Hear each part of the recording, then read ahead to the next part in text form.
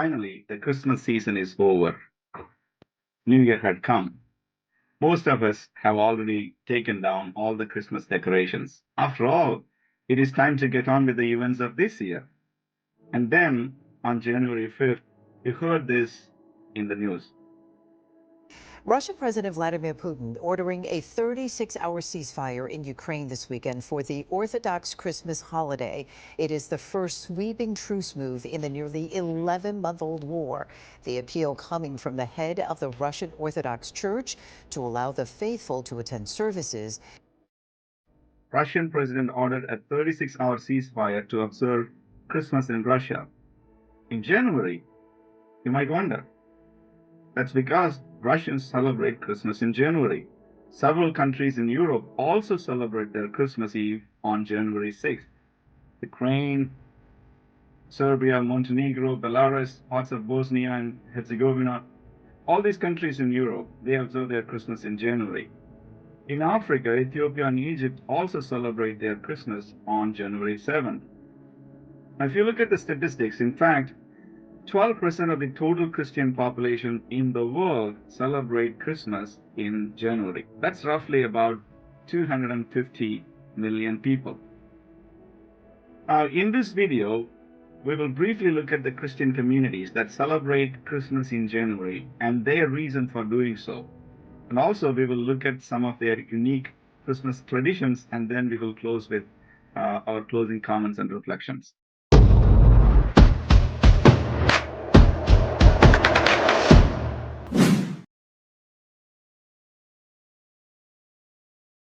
Most Orthodox Christians, except for a few Orthodox denominations, they celebrate Christmas on January 7th.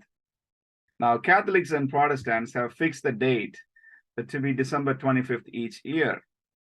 But for Orthodox believers, the date of the Christmas seems to be changing. Now, around 2100, their Christmas might still move further to January 8th. A century later, it might move to January 9th, drifting further and further away from the current date. We might wonder why there is Christmas celebrated in two different time periods. The reason has to do with the choice of calendars that each one of them follow. Now, talking about the calendars, we are going to look at two different types of calendars, Julian calendar versus the Gregorian calendar. First, I want to start with how did this whole calendars thing began? Now, if you know, calendars have been around for a long time. Genesis chapter 1, verse 14, Bible says, God said, let there be lights in the vault of the sky to separate the day from the night, and let them serve as signs to mark sacred times and days and years. So the sun, moon, and the stars, the light of the sky, they all did help humans on earth to mark the religious holidays, that is the sacred times, days, and years. So from the very ancient times, human beings recorded annual events and tried to calculate the cyclic nature of their environment that would help them understand the agricultural seasons, planting and harvest seasons, and fix the date for various religious festivals. Those early observations resulted in the formation of early calendars. Sumerians, Mesopotamians, and Babylonians, Akkadians, Egyptians, they all used some sort of early calendars. Now, what type of calendars did they use? As we see, different calendars existed in the ancient world. All of these calendars can be roughly brought under these three categories: solar calendars, lunar calendars, and lunisolar calendars. As the name suggests, the solar calendars are based on the orbiting of the Earth around the sun. The equinoxes and solstices, they mark important dates in the solar calendar. Lunar calendars, they follow the cycles of the moon. So the new moon, the full moon, those are important for those who follow the lunar calendars. So lunisolar calendars, they follow the combination of both Earth's position with regard to the sun, as well as the moon's position. Here we are going to explore about these two calendars, Julian calendar versus Gregorian calendar. Now, Julian calendar as well as Gregorian calendar, both of them are solar calendars. That means for them, the dates of the equinoxes and solstices are quite important. Now, let's talk about the Julian calendar. In the year 45 BC, Julius Caesar reformed the old Roman calendar and introduced his new calendar. An astronomer from the city of Alexandria, Sosigenes, he advised and provided the roadmap for Julius Caesar to implement his calendar reform. It incorporated elements from the Egyptian solar calendar as well. So after the name of the Roman Emperor Julius Caesar, the calendar was called as the Julian calendar. So according to the Julian calendar, an year is 365.25 solar days long on average. A leap day was added to February every 4 years. Now that's very close to our modern calculation, but not exactly accurate. Actual solar days in a year is 365.24219 solar days. Now, Romans didn't care much about the 0.25 versus the 0.24219 difference. It's a very small decimal difference. Though it might seem very small, it mattered as centuries moved on. So every 400 years, the Julian calendar drifts 3 days further from the equinoxes and solstices. At this juncture, it is important for us to note that the Jewish people followed lunar calendar to mark their festivals and religious holy days. So Christians, they followed that same practice in the early centuries. But as years went by, the church in Alexandria seems to be the first church to have used the Julian solar calendar. Then other churches gradually adopted the Julian calendar. At that time, the church was a unified church. We are talking about before the 10th century AD. But somewhere around 1054, a very significant event that took place, it really changed the map of Christianity. An event we call as the Great Schism. The unified Christian church split into two, into the Western Church and the Eastern Church, or Roman Church and the Byzantine Church. Now, on a quick side note, I have a video on the reasons for their split. If you are interested to know more about it, I recommend you to check that video. I will add the link for you in the description below. By the year 1500s, the Julian calendar was 10 days off the mark from the equinoxes and solstices. That means the dates of Easter and Christmas moved further and further away. You might want to know that the church celebrated Easter around the spring equinox and Christmas around the winter solstice. Since the Julian calendar began to drift away from those dates, something had to be done because the festivals were not happening in those appointed times. Pope Gregory XIII, he decided to decisively act to fix this calendar crisis. He issued a papal bull, an official letter from the office of the Pope, Inter Gravissimias, on February 24th, 1582, that laid out the roadmap for the calendar reform. So from October 4th, 1582, the changes took effect. As you can see, right after October 4, the date jumped to October 15th. 10 days was skipped in the calendar. So Pope Gregory followed the calculations of an Italian astronomer and a philosopher named Luigi Lilio, also known as Aloysius Lilius. So his calendar was far more accurate than the current Julian calendar that was used at that time. Technically, the calendar should have been named as the Luigi calendar or the Lilian calendar. However, it came to be known as the Gregorian calendar after the Pope that introduced the calendar to the wider world. Now, Gregorian calendar also has a small time difference. It's about 25 seconds each year. That means one extra day will be added to every 3,236 years. As you can see, this is far more accurate than the Julian calendar that added one extra day every 100 years. How was the reception? First, this changed calendar was only introduced in the papal states that were directly under the rule of the Pope. Then the Catholic countries followed the lead and they adopted them and then spread it to their countries as well as to their colonies, which were located far away. However, the Protestants were skeptical. They did not get on board until much later. In England, only in 1752, English Parliament and its colony, British America, they adopted the new calendar. It is 1752. Some Muslim countries are resistant to accept this calendar. However, most of them, they accept it for civil purpose and follow their Muslim calendar to mark religious events and festivals.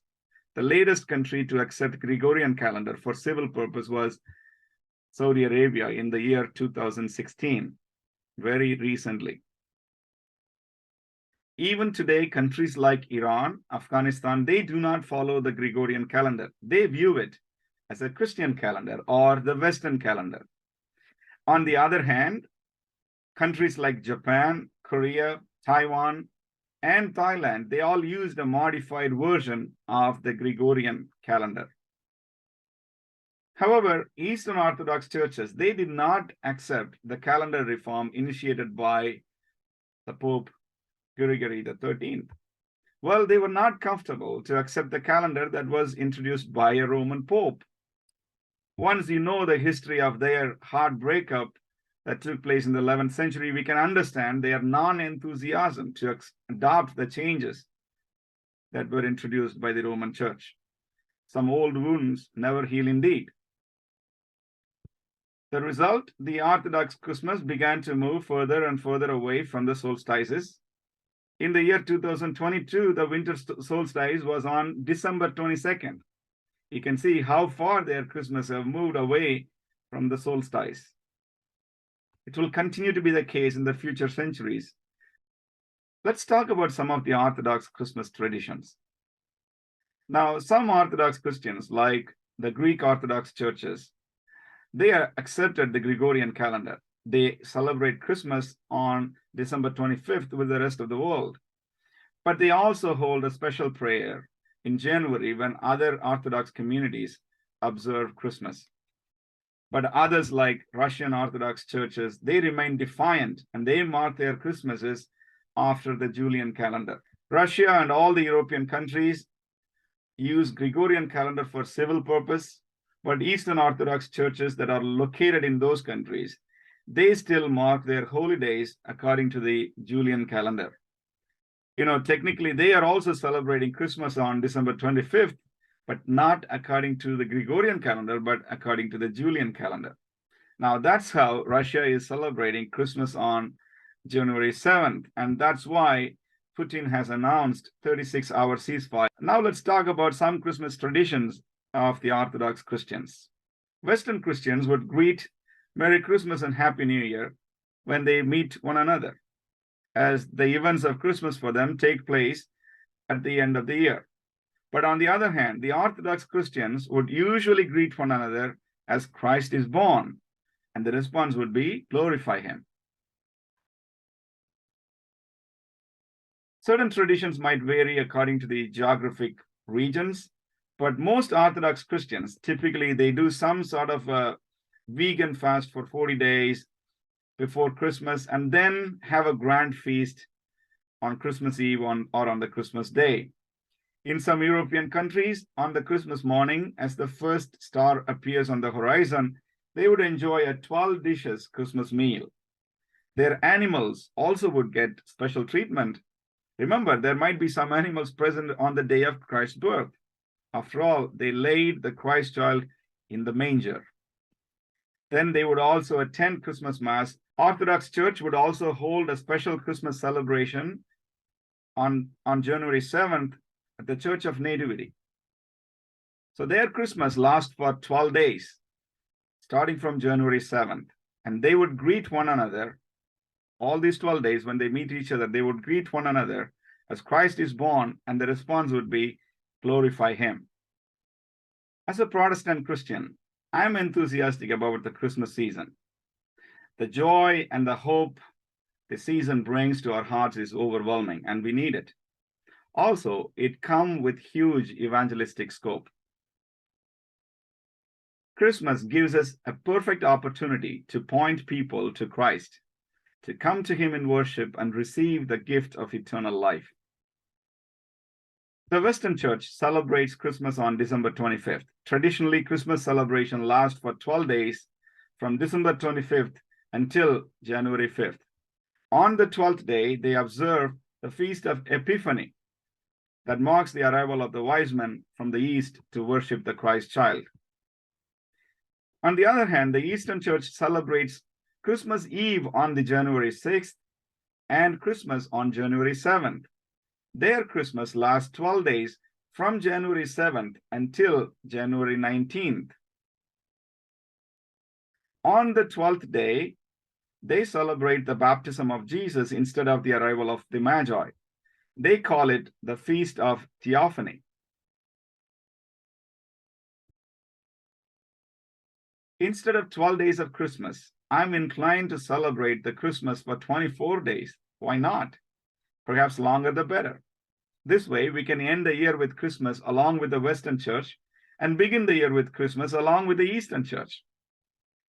Western Christians observe Christmas as a year-end celebration of God's faithfulness in being with us throughout the year. For the Orthodox Christians, Christmas could be a reminder that God incarnate will be with us throughout the new year. We begin the year with Christ in the Eastern tradition and end the year with Christ in the Western tradition. So there it is. The Orthodox Church uses the Julian calendar to mark their religious holidays.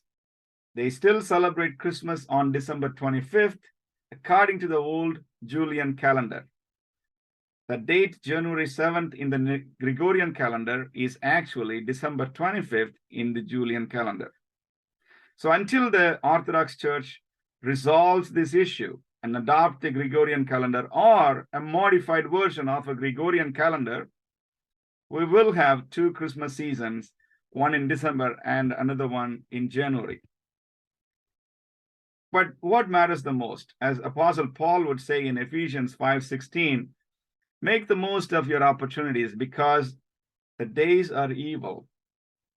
Yes, we should make the most of our opportunities to rejoice in Christ's first coming, experiencing His continual presence, and to hope for His second coming. That should be our priority. So let us capitalize on this opportunity to proclaim peace on earth and goodwill to all a bit longer. Our world needs the gospel of Christ more than ever. Those in war-torn countries and war-torn situations need to hear peace on earth. Jesus is the Prince of Peace who will rule in justice and righteousness from our hearts. Those who are suffering alone, those who are wronged by others, they need to hear the good news that God had come to their rescue and that they are not alone. Jesus Christ is Emmanuel, the all-powerful immortal God incarnated to be with fragile mortals like us. So, Christians that celebrate Christmas on December, I would say this: hold on a bit longer. Do not take away your Christmas decorations. And to our brothers and sisters who are celebrating Christmas in January, Christ is born indeed. Let's glorify Him.